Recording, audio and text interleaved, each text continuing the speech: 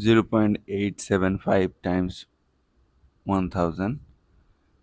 Look, to multiply distance decimal by 1000, what will you do? 10, 100,000, these are called power of 10, but greater than 1.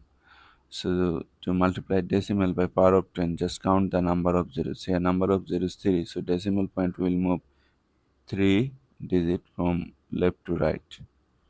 So you are getting 0.875 decimal.